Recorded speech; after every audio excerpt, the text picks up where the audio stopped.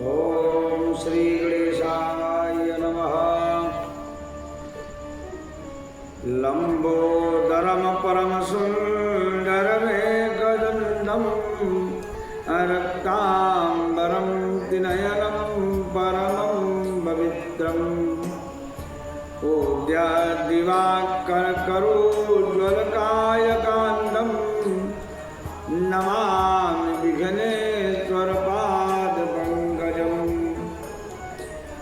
माता रामो मद पिता रामचन्द्रः, स्वामी रामो मद सखा रामचन्द्रः, सर्वस्व मे रामचन्द्रो दयालु, नान्यं नैव जाने न जाने।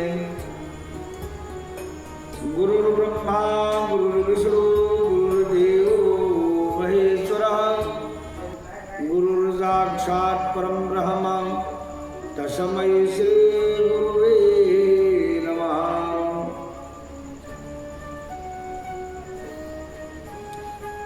कल तक जो बताया गया था इस कार्तिक महात्म्य में, इसके बाद आज बताया जाएगा कि कार्तिक महीने में और उसमें जो व्रत करने वाले हैं उन मनुष्यों के लिए पालन करने का नियम हमारे महापुरुषों के द्वारा जो प्राप्त हुआ वह ब्रह्मा जी कहते हैं, व्रत करने वाले पुरुष को उचित है कि वह सदा एक पहर रात बाकी रहते ही सोकर उठ जाए और फिर नाना प्रकार के स्तोत्रों द्वारा भगवान विष्णु का स्तुति करके और दिन में कार्य का विचार करें। यानी सुबह उठकर सर्वप्रथम स्नान ध्यान करके भगवान विष्णु के स्तुति पूजन पाठ जो हो सके वह करे और गांव से नैऋत्य कोण में जाकर विधि पूर्वक संध्या इत्यादि को करने के बाद यज्ञोपवीत को दाहिने कान पर चढ़ाकर उत्तराभिमुख होकर उससे निवृत्त हो, पृथ्वी पर तिनका बिछा दे और अपने मस्तक को वस्त्र से भली भांति ढक ले और इसके बाद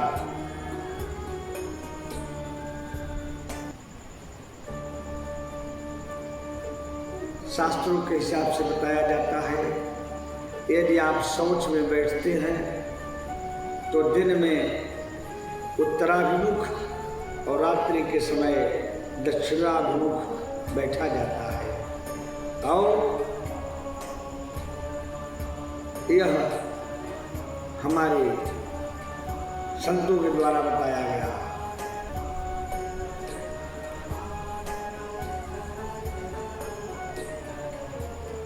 आयुर्बलम यशो वर्चः प्रजाः पशुवसूनि च ब्रह्म प्रज्ञां च मेधां च त्वं नो देहि बृहस्पति। कहा जाता है, हे बृहस्पति आप मुझे आयु बल यश तेज संतति पशु धर्म वैदिक ज्ञान तथा और धारण शक्ति प्रदान करें।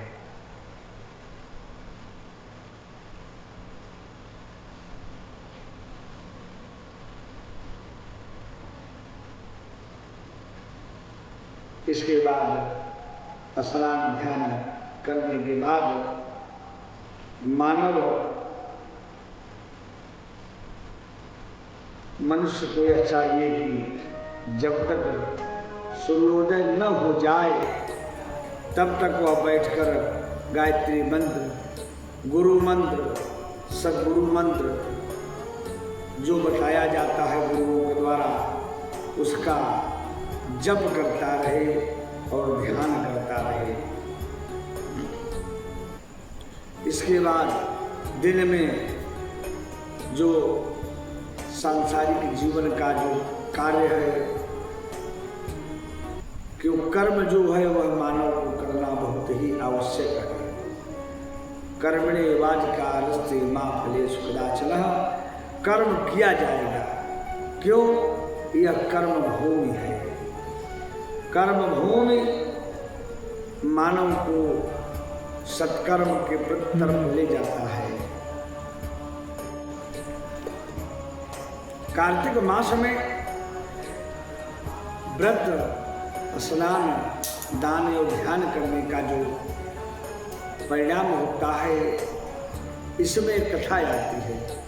कार्तिक व्रत से एक पतित ब्राह्मणी का उद्धार और दीपदान एवं आकाश दीप के महिमा के बारे में बताया गया है।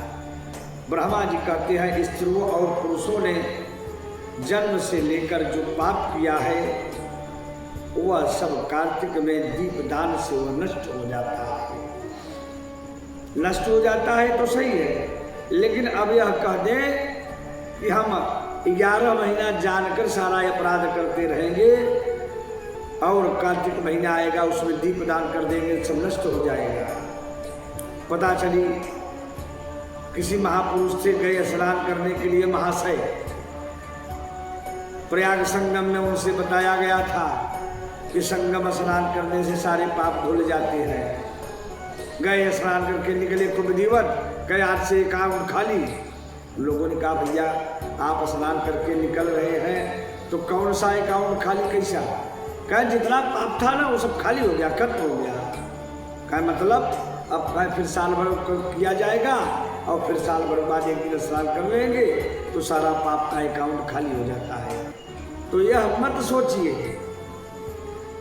हमारे भगवान शिव जी कहे भोलेनाथ, अरे जान गरल जे संग्रह करही, उमा कहीं ते कसना मरही। भगवान शिव जी ने कहे हे उमा, यदि जानकर कोई विष को पीता है तो वह निश्चित रूप से वह मर जाता है। क्यों नहीं मरेगा? वह उसको मरना ही मरना है। तो यह मत दिमाग में रखिए कि मैं जो पाप कर रहा हूँ हर संगम नहाने से वह पूर्ण हो जाएगा, सब कट जाएगा। कार्तिक में दीपदान करने से वह यह जानकर अपराध किया जाएगा तो उसकी मुक्ति नहीं होगी और वह सब कार्तिक में दीपदान से वह नष्ट हो जाता है। इसके विषय में मैं तुम्हें एक प्राचीन इतिहास का वर्णन करता हूँ। पूर्व काल में द्रविड़ देश में एक बुद्ध नामक ब्राह्मण रहता था। उसकी स्त्री बड़ी दुष्ट और दुराचारी परायणा थी। परायणा का मतलब पारायण होता है और जो नृत्य किया जाता है वही पारायण है।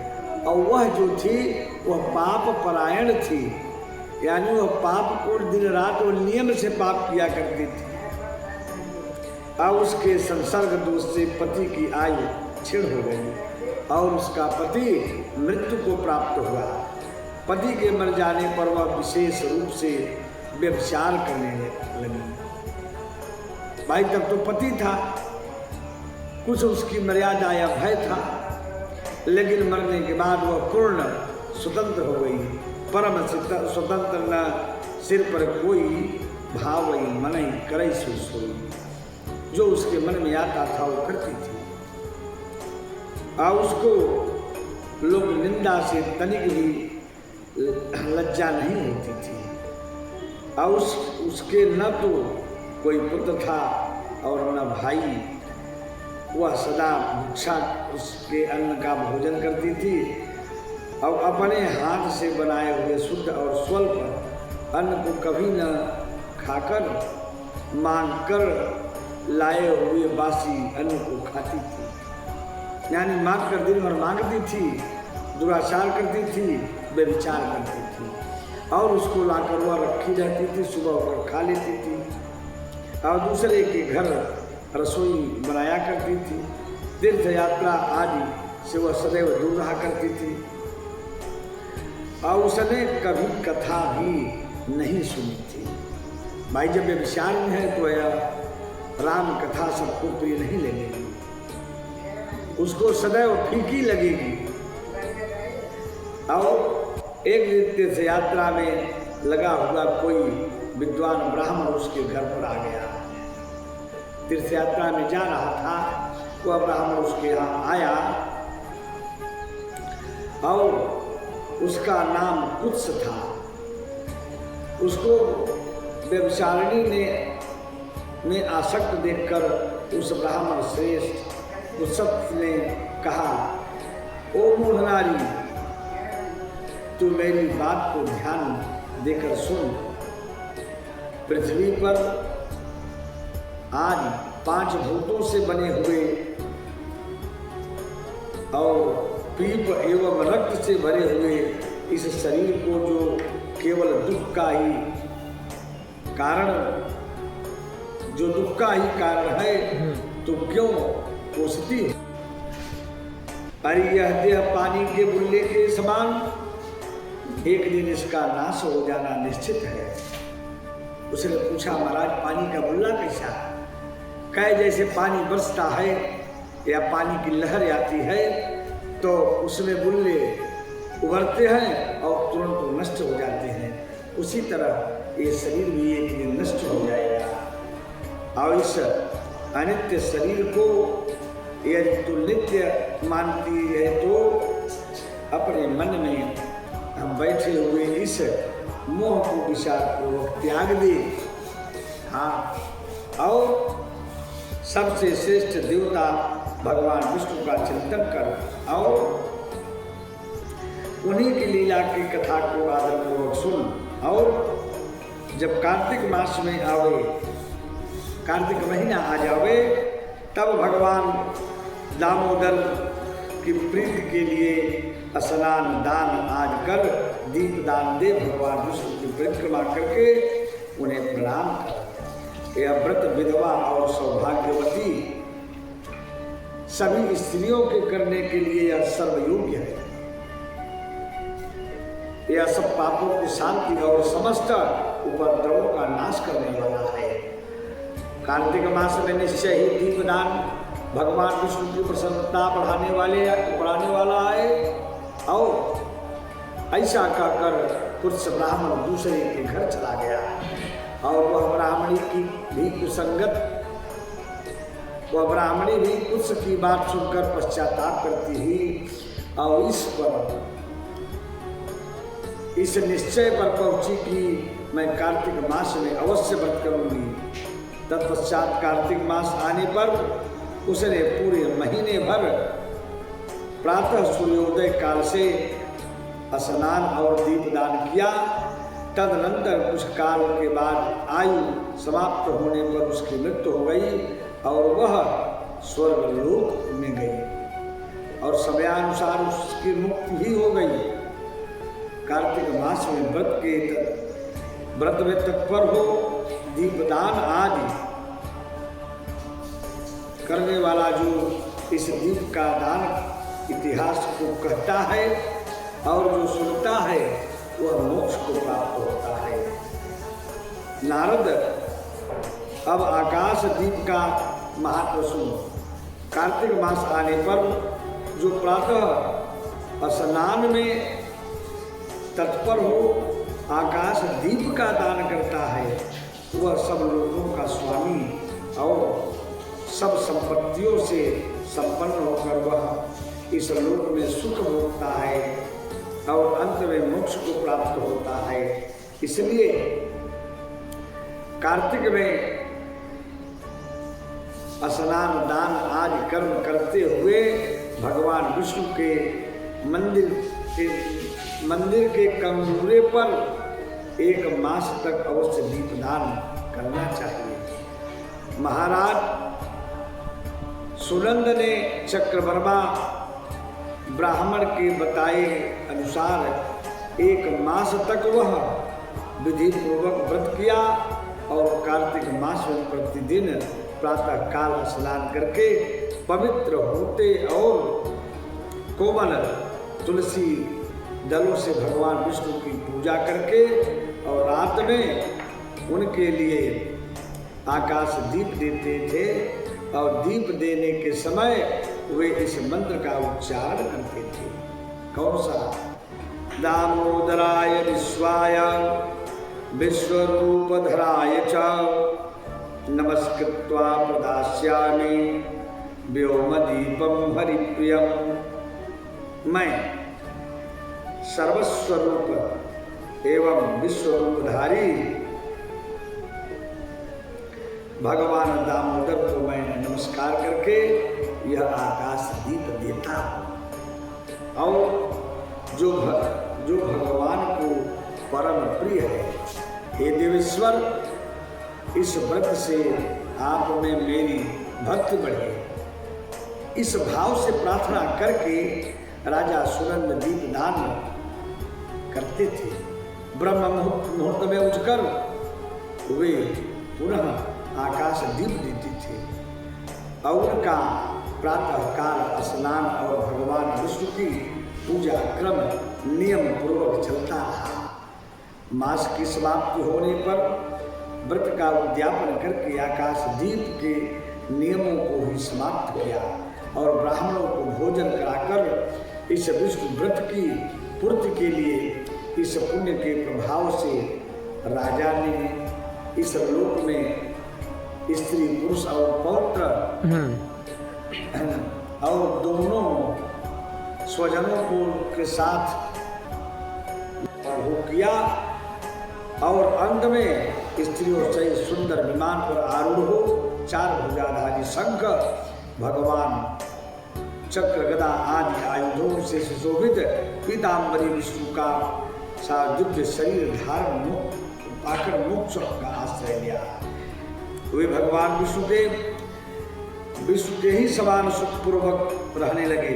कार्तिक मास में मनुष्य को जन्म पाकर भगवान विष्णु को प्रिय लगने वाली आकाश दीप का जो विधि पूर्वक दान देता है और दान देना चाहिए, जो संसार में भगवान विष्णु की प्रसन्नता के लिए आकाश दीप देते हैं, वे कभी अत्यंत क्रूर मुख वाले यमराज का मुख नहीं देते हैं। एकादशी से तुला रास के सूर्य अथवा पूर्णिमा से लक्ष्मी सहित भगवान विष्णु की प्रसन्नता के लिए आकाश दीप प्रारंभ करना चाहिए।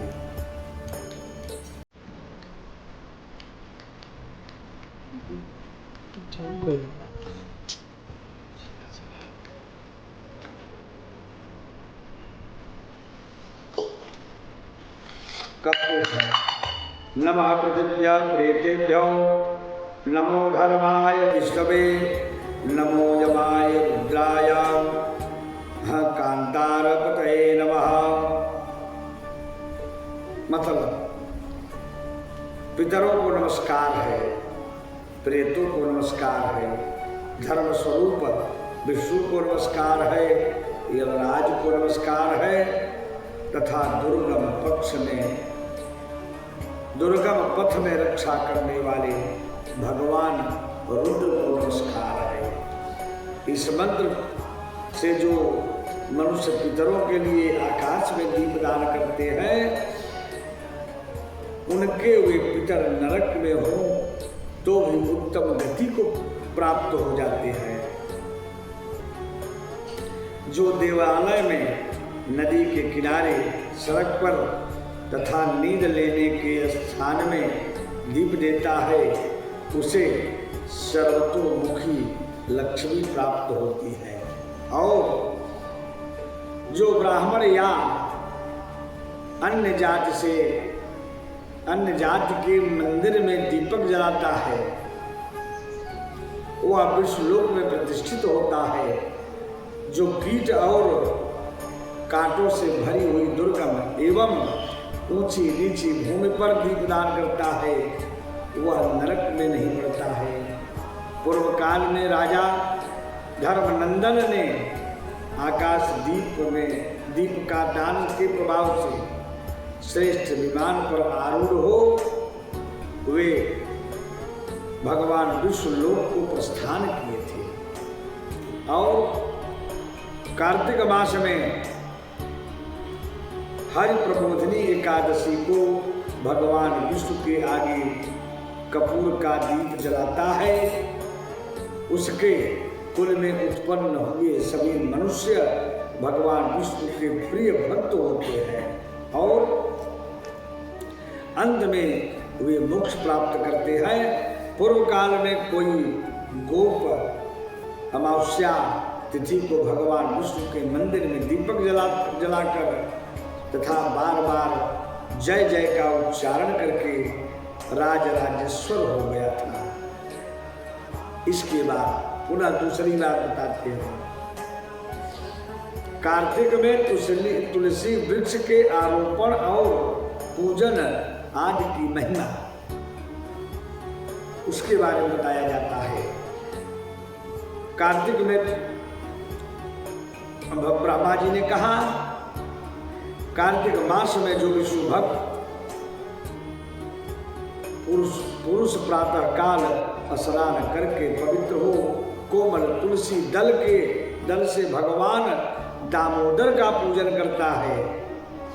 अब देखिए, कुछ लोग यह भी कह दिया करते हैं कि कार्तिक महीने में तुलसी का पत्ता नहीं तोड़ना चाहिए या नहीं उतारना चाहिए, और इसमें कहते हैं कि जो कोमल नरम नरम जो पत्ते हैं वह भगवान दामोदर का जो पूजन करता है, भगवान को चढ़ाने के लिए तुलसी सदैव उतारा जा सकता है। वह निश्चय ही मोक्ष को प्राप्त कर लेता है। और जो भक्ति से रहित वह यदि सुवर्ण आज से भगवान की पूजा करे तो भी वह उसकी पूजा ग्रहण नहीं करते। तुलसी के बिना और भक्ति के बिना यदि कोई प्रभु का पूजन करता है तो वह भगवान उसे ग्रहण नहीं करते। सभी प्राणियों के लिए और सभी वर्णों के लिए भक्ति ही सबसे उत्कृष्ट मानी गई है। यह नहीं है कि हमारे लिए भक्ति है और किसी के लिए नहीं है। भक्ति जो है सर्वोपरि है, सभी प्राणियों के लिए और सभी वर्णों के लिए। और भक्तिहीन कर्म भगवान विष्णु को प्रसन्न करने वाला कभी नहीं हो सकता है। और यदि तुलसी के आधे पत्ते से भी प्रतिदिन भक्ति पूर्वक भगवान की पूजा की जाए तो भी वे स्वयं आकर दर्शन देते हैं। और पूर्व काल में भक्त विष्णुदास भक्ति पूर्वक तुलसी के पूजन से शीघ्र ही भगवान विष्णु के धाम को वह चला गया और राजा चोल उसकी तुला में गौण हो गए। अब तुलसी का महात्म सुनो। अब तुलसी का महात्म सुनिए कि वह महापाप का नाश और पुण्य की वृद्धि करने वाली है। अपनी लगाई हुई तुलसी जितना ही अपने मूल का विस्तार करती है उतना ही सहस्त्र युगों तक मनुष्य ब्रह्मलोक में प्रतिष्ठित होता है। और यदि कोई तुलसी संयुक्त जल से स्नान करता है वह सब पापों से मुक्त हो जाता है और वह मुक्त होने के बाद वह भगवान विष्णु के लोक को आनंद पूर्वक अनुभव करता है। हे महामुनि, जो लगाने के लिए तुलसी का संग्रह करता और लगाकर तुलसी का वन तैयार कर देता है वह उतरने से ही पाप मुक्त हो और ब्रह्म भाव को वह प्राप्त हो जाता है। तुलसी का वृक्ष लगाना भी बहुत धर्म का कार्य है और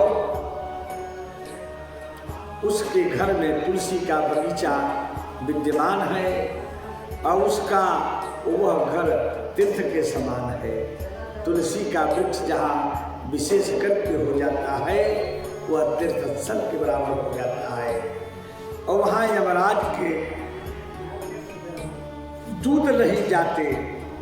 तुलसी वन सब पापों को नष्ट करने वाला और पुण्य का तथा अभीष्ट कामनाओं को देने वाला होता है। और जो श्रेष्ठ मानव तुलसी का बगीचा लगाते हैं वो ये यमराज को नहीं देखते। क्यों? जब तुलसी का वृक्ष लग जाएगा तो यमराज उसके पास जाएंगे ही नहीं, तो देखेगा कहाँ से वह। और जो मनुष्य तुलसी काष्ठ संयुक्त गंध धारण करता है, हाँ, क्रियमाण पाप उसके शरीर का स्पर्श नहीं करता। और जहाँ तुलसी वन की छाया होती है वहीं पितरों की तृप्ति के लिए श्राद्ध करना चाहिए। इसीलिए हमारे शास्त्रों के हिसाब से बताया गया और वह किया भी जाता है कि त्रिपिंडी श्राद्ध हो, नारायण बलि का श्राद्ध हो, या श्रीमद् भागवत महापुराण गया का कथा हो, वहाँ तुलसी और पीपल का वृक्ष लगाया जाता है और उनके सानिध्यता में वह कार्य किया जाता है। और जिसके मुख में, कान में और मस्तक पर तुलसी का पत्ता दिखाई देता है उसके ऊपर यमराज भी दृष्टि नहीं डाल सकते। यदि चाहे यमराज तो भी उनके ऊपर दृष्टि नहीं डाल सकते। किसके ऊपर? जिसके सर पे, गर्दन पे, हाँ, और मुख में ये तुलसी का पत्ता दिखाई देता है या जाता है तो उसकी तरफ चाहकर भी नहीं देख सकते, या रोक है। हाँ, और फिर दूतों को तो दूतों की बात ही जाने दीजिए, दूत कहाँ पहुँच पाएंगे। जो प्रतिदिन आदर पूर्वक तुलसी की महिमा सुनता है वह सब पापों से मुक्त हो ब्रह्मलोक को जाता है। पूर्व काल की बात है कि काश्मीर देह में हरिमेधा और सुमेधा नामक दो ब्राह्मण थे जो भगवान विष्णु की भक्ति में संलग्न रहते थे। उनके हृदय में संपूर्ण प्राणियों के प्रति दया थी। वे सब तत्वों को यथार्थ रूप से समझने वाले थे। और किसी समय वे दोनों श्रेष्ठ ब्राह्मण तीर्थ यात्रा के लिए चले जाते और जाते किसी दुर्गम वन में परिश्रम से व्याकुल हो गए। और वहाँ उन्होंने एक स्थान पर तुलसी का वन देखा और उनमें वे सुमेधा और तुलसी का महान वन देखकर उनकी परिक्रमा की और भक्ति पूर्वक प्रणाम किया। यह देख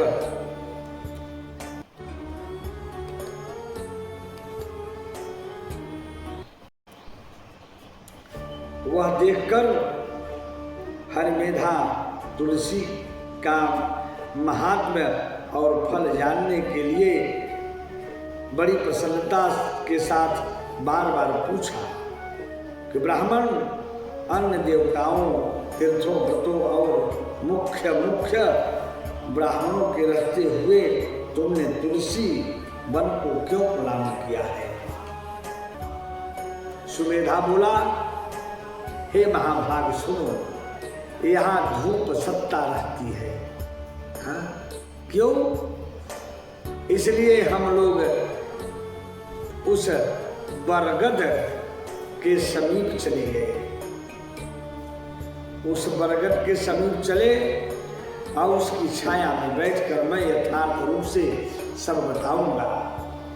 वहां विश्राम करके सुमेधा ने हरिमेधा से कहा, विप्रवर, पूर्व काल में दुर्वासा के श्राप से जब इंद्र का ऐश्वर्य छिन गया था उस समय ब्रह्मा आदि देवताओं और असुरों ने मिलकर क्षीर सागर का मंथन किया और उससे ऐरावत हाथी, कल्प वृक्ष, चंद्रमा, लक्ष्मी, उच्च श्रवा घोड़ा, कौस्तुभ मणि तथा धन्वंतरी भगवान श्रीहरि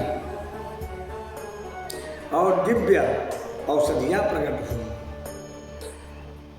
तदनंतर अजंता और अमरता प्रदान करने वाली उस अमृत कलश को दोनों हाथों में लिए हुए श्री विष्णु बड़े हर्ष को प्राप्त हुए और उनके नेत्रों से आनंद सुत की आनंद अश्रु की कुछ बूंदे उस अमृत के ऊपर गिरी और उनसे तत्काल ही मंडलाकार तुलसी उत्पन्न हुई।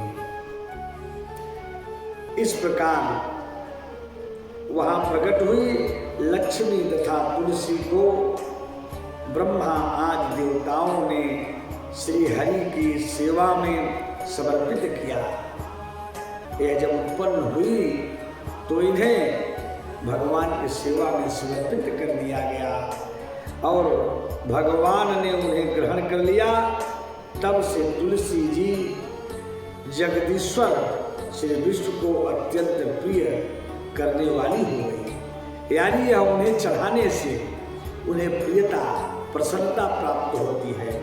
संपूर्ण देवता भगवत प्रिया तुलसी की श्री विष्णु के समान ही पूजा करते हैं। यानी जैसे भगवान विष्णु का पूजन किया जाता है उसी प्रकार मां तुलसी का भी पूजन करना चाहिए। भगवान नारायण संसार के रक्षक हैं और तुलसी उनकी प्रियतमा है, इसलिए मैं उन्हें प्रणाम करता हूँ। और सब लोगों ने प्रणाम किया। सुमेधा इस प्रकार कह ही रहे थे कि सूर्य के समान अत्यंत तेजस्वी एक विशाल विमान उनके निकट ही दिखाई दिया और उन दोनों के आगे वह बरगद का वृक्ष गिर पड़ा और उससे दो दिव्य पुरुष निकले जो अपने तेज से सूर्य के समान संपूर्ण दिशाओं को प्रकाशित कर रहे थे। उन दोनों ने हरिमेधा और सुमेधा को प्रणाम किया। उन्हें देखकर वे दोनों ब्राह्मण भय से विह्वल हो गए और आश्चर्यचकित होकर बोले, आप दोनों कौन हैं? देवताओं के समान आपका सर्वमंगलमय स्वरूप है। आप नूतन मंदार की माला धारण किए कोई देवता प्रतीत हो रहे हैं। उन दोनों के इस प्रकार पूछने पर वृक्ष से निकले हुए पुरुष बोले, हे विप्रवरो, आप दोनों हमारे माता पिता और गुरु हैं, बंधु हैं। आज भी आप दोनों ही हैं। इधरा कहकर उनमें से जो श्रेष्ठ था वह बोला, मेरा नाम आस्तिक है, मैं देवलोक का निवासी हूँ। एक दिन मैं नंदन भवन में एक पर्वत पर क्रीड़ा करने के लिए गया और वहाँ देवांगनाओं ने मेरे इच्छा अनुसार विहार किया।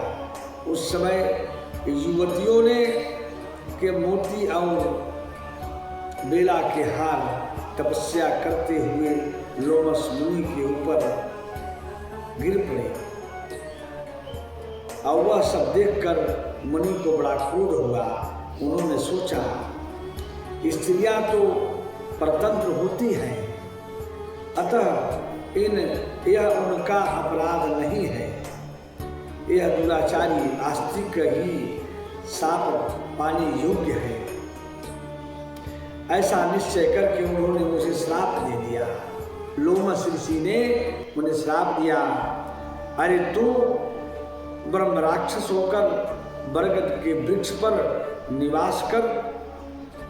फिर मैंने विनय पूर्वक जब उन्हें प्रसन्न किया तब उन्होंने इस शाप से मुक्त होने की अवधि निश्चय कर दी कि जब तू किसी ब्राह्मण के मुख से भगवान विष्णु का नाम और तुलसी की महिमा सुनेगा तब तत्काल तुझे उत्तम मोक्ष प्राप्त हो जाएगा। और इस प्रकार मुनि का श्राप पाकर मैं चिरकाल से यानी बहुत पहले से अत्यंत दुखी हो रहा होकर इस बट वृक्ष पर निवास करता था। आज दैववश आप दोनों के दर्शन से मुझे निश्चय ही ब्राह्मण के शाप से छुटकारा मिल गया। और अब मेरे इस दूसरे साथी की कथा सुनिए। ये पहले एक श्रेष्ठ मुनि थे और सदा गुरु की सेवा में लगे रहते थे। एक समय गुरु की आज्ञा का उल्लंघन करके ये भी ब्रह्म राक्षस हो गए। यह जान लीजिए, ये कथा ये कहती है यदि गुरु कहते हैं तो उनकी आज्ञाओं का उल्लंघन मत कीजिए माई बाप। यदि आप उल्लंघन करते हैं तो यह जान लीजिए कि ब्रह्म राक्षस होना ही होगा। पता चली गुरु जी ने यह कह दिया कि यह चीज आप मत करिए। हमें अच्छा लगा तो उसको मैंने मान लिया। यदि गुरु ने कहा कि यह करना अपराध है तो मैंने कहा गुरु भी रोज एक बात बताया किया करते हैं, वह नहीं माना। हमें जो प्रिय लगा मैं उसको मान लिया और जो हमें प्रिय नहीं लगा वह हमने नहीं माना। इसका मतलब यह होता है कि मेरा प्रायश्चित हमारे सर पे वह मंडरा रहा है। और आज गुरु जी कह दिए ऐसा मत करिए, सत्कर्म करिए। गुरु जी ने कह दिया कि जब आप बच्चे थे तब आपको क और ख पढ़ने के लिए चित्र का संबोधन किया जाता था, वह कराया जाता है। और जब आप बड़े हो गए, आप पीएचडी की स्थिति पर पहुंच गए, तब आपको क और ख, कबूतर और खरगोश, गमला और दिखाने का जरूरत नहीं है। ये गुरु जी ने कहा, मैंने वह मान लिया। कोई बात नहीं, मंदिर बन जाओ, तीर्थ में बन जाओ, गंगा बन जाओ, संगम बन जाओ, ये मैंने मान लिया। गुरु जी ने यह कहा कि किसी का अपराध मत करो बेटा, लेकिन मैं वह अपने मन में लागू नहीं किया। क्यों? वह कठिन है, वह अहंकार है, वो नहीं करने देगा। मानव को अहंकार यदि मन में भर जाता है तो कदापि नहीं जाता है, वह नष्ट होने के बाद ही वह जाएगा। तो जो ऐसा करेगा गुरु की बातों को, जो हमें प्रिय लगा वह मैंने मान लिया और जो हमें प्रिय नहीं लगा, यानी जो सरलता से सरल होगा, जो सरल होगा वह मान लिया, जो कठिन है वह नहीं माना, तो वही ब्रह्म राक्षस होता है। कहे किंतु आपके प्रसाद से उन्होंने बताया, किंतु आपके प्रसाद से इस समय इनकी भी ब्राह्मण के शाप से मुक्ति हो गई। आप दोनों तीर्थ यात्रा का फल तो यही साध लिया, और क्या? तीर्थ यात्रा में जा रहे हैं, किसी का कल्याण हो गया, वह भी सद गया और मैं भी सद गया। ऐसा कहकर वे दोनों श्रेष्ठ पुरुष ब्राह्मण को बारंबार, दोनों जो ब्राह्मण थे उनको प्रणाम करके और उनकी आज्ञा ले प्रसन्नता पूर्वक वे भगवान के दिव्य धाम को गए। तत्पश्चात क्या हुआ ये भी जान लीजिए कि वे दोनों श्रेष्ठ मुनि परस्पर पुण्यमयी तुलसी की प्रशंसा करते हुए तीर्थ यात्रा के लिए चल दिए। इसलिए भगवान विष्णु को प्रसन्नता देने वाले इस कार्तिक मास में तुलसी की पूजा अवश्य करना चाहिए, तुलसी का वृक्ष लगाना चाहिए, उनका सेवा करना चाहिए, पूजा सेवन दोनों। इसके बाद पुनः दूसरी बात को बताते हैं। त्रयोदशी से लेकर दीपावली के उत्कृत्य का वर्णन, त्रयोदशी यानी प्रदोष से लेकर कार्तिक मास में त्रयोदशी को प्रातः काल दंत धामन करके और तिरात्र व्रत का नियम करके भगवान गोविंद के भजन में तत्पर रहे तथा इस व्रत के अंत में गोवर्धनोत्सव मनाओ। गोवर्धनोत्सव मालूम है? हाँ, गोवर्धन पूजा जिसको अन्नकूट कहा जाता है। त्रयोदशी 3 मुहूर्त से अधिक हो तो वह इस व्रत में ग्राह्य है। पर तिथि से भेद होना दोष की बात नहीं है। यानी कार्तिक मास के कृष्ण पक्ष के त्रयोदशी के प्रदोष काल में यमराज के लिए वह दीपदान किया जाता है, जो कहा जाता है जमदिया। जम जो है जमदुतिया, वह जो है वह जमराज के लिए दिया जाता है वह, और नैवेद्य समर्पित करें। यमराज के लिए दीप और नैवेद्य दोनों दीजिए। यहाँ तो गया भैया भक्त से कि दीपक जलाया और दीपक जला के लौट आया, लेकिन यह कहता है उनके लिए नैवेद्य भी समर्पित करे। और अपमृत्यु यानी अकाल मृत्यु या दुर्मरण का वह नाश कर देता है। एक दिन यमदूतों ने यमराज से कहा, हे प्रभु, ऐसे महोत्सव के अवसर पर जिस प्रकार जीव अपने जीवन के वियुक्त न हो वह उपाय आगे वर्णन कीजिए। यमराज ने कहा, कार्तिक कृष्ण त्रयोदशी को प्रतिवर्ष जो प्रदोष काल में जो अपने घर के दरवाजे पर निम्नांकित मंत्र से उत्तम दीप जला देता है, वह अपमृत्यु को यानी अकाल मृत्यु को वह प्राप्त होने पर भी यहाँ ले आने योग्य नहीं रहता। वह इस मंत्र का इस प्रकार है, अमृत्योनाम दद्याभ्याम कालेन च मया सह त्रयोदश्याम दीपदानत् सूर्यज प्रियतामतिम। और त्रयोदशी को दीपदान करने से मृत्यु, पास, दंड, काल और लक्ष्मी के साथ यम प्रसन्न हो, ऐसा कहा जाता है। और इस मंत्र से जो अपने द्वार पर उत्सव में दीपदान करता है उसे अपमृत्यु का भय नहीं होता है। दीपावली से पहले कि चतुर्दशी से लेकर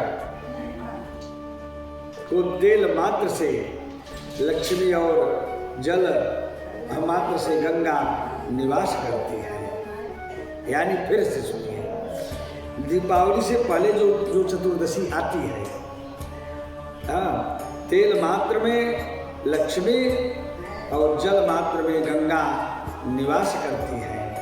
जो उस दिन प्रातः काल स्नान करता है वह यमलोक नहीं देखता, नरक का भय नहीं रहता और नरक भय नाश हो जाता है। और इसमें स्नान करने के लिए बीच में अपामार्ग मालूम है? चिचड़ी को कहते हैं। चिचड़ी को मस्तक पर घुमावें, 3 बार मंत्र पढ़कर ही घुमाना चाहिए। उसका मंत्र यह है, शीतालोष्ट समायुक्ता अवसंकट कलालिता हर पाप मार्गा हम पापम मामार्गम हम राम पुरा पुनः। जोते हुए खेत के ढेले से युक्त और कंटक से विशिष्ट पत्तों से सुशोभित अपामार्ग तुम बार बार घुमाए जाने पर मेरे पापों को हर। ऐसा कहकर अपने सिर पर अपामार्ग घुमावें, स्नान करके भीगे वस्त्र से मृत्यु के पुत्र रूप दो कुत्तों को दीपदान दे और उस पर ये मंत्र पढ़े। सनगौ श्याम समदलौ भ्रातरौ यमदेवगौ आदृष्टौ स्यात्नां चतुर्दश्यां दीपदानेन मृत्युजौ।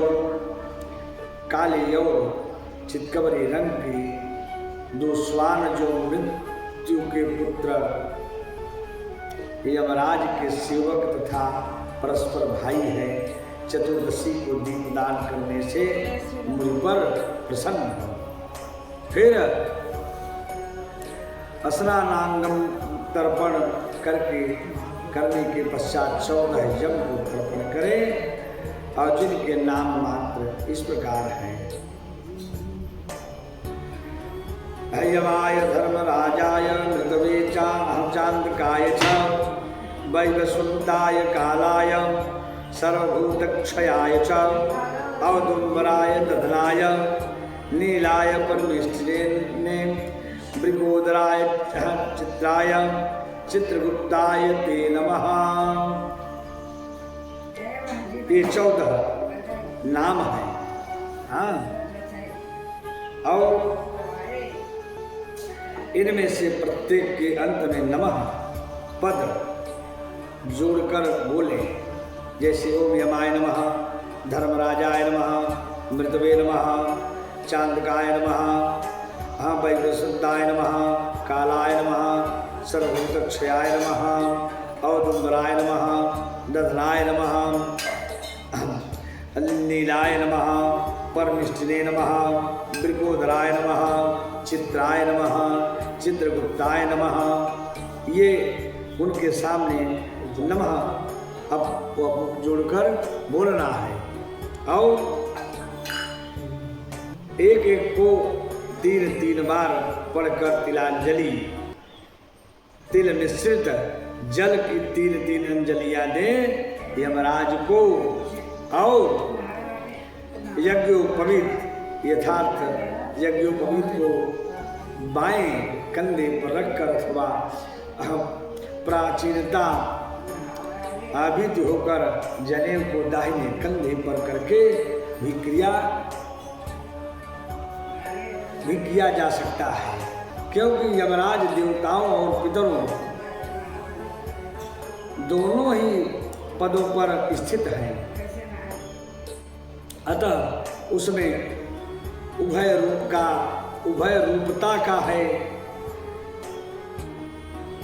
जिसके पिता जीवित हो वह भी यम और भीष्म के लिए तर्पण कर सकता है। और कार्तिक कृष्ण चतुर्दशी को यदि अमावस्या भी हो और उसमें स्वाति नक्षत्र का त्याग हो तो उसी दिन दीपावली होती है। और उस दिन से आरंभ करके 3 दिनों तक दीपोत्सव करना चाहिए, क्योंकि एक समय राजा बलि ने भगवान से यह वर मांगा था कि मैंने पद्म से वामन रूप धारण करने वाले आपको भूमिदान दी है और आपने उसे 3 दिनों में ही 3 पगों से नाप लिया। हाँ, अतः आज से लेकर 3 दिनों तक प्रतिवर्ष पृथ्वी पर मेरा राज्य रहे। उस समय जो मनुष्य पृथ्वी पर दीपदान करे उनके घर में आपकी पत्नी लक्ष्मी स्थिर भाव से निवास करे। दैत्यराज बलि को भगवान विष्णु ने चतुर्दशी से लेकर 3 दिनों तक राज्य दिया है। इसी कारण दीपावली को लोग दीपदान पूजन किया करते हैं। क्यों?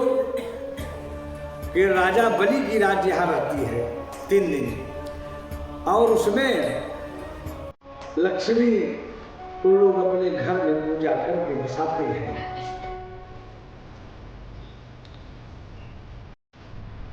इसलिए यहाँ 3 दिनों तक सर्वता महोत्सव करना चाहिए। चतुर्दशी की रात्रि में देवी महारात्रि का प्रादुर्भाव हुआ। अतः शक्ति पूजा परायण पुरुषों को चतुर्दशी का उत्सव अवश्य करना चाहिए।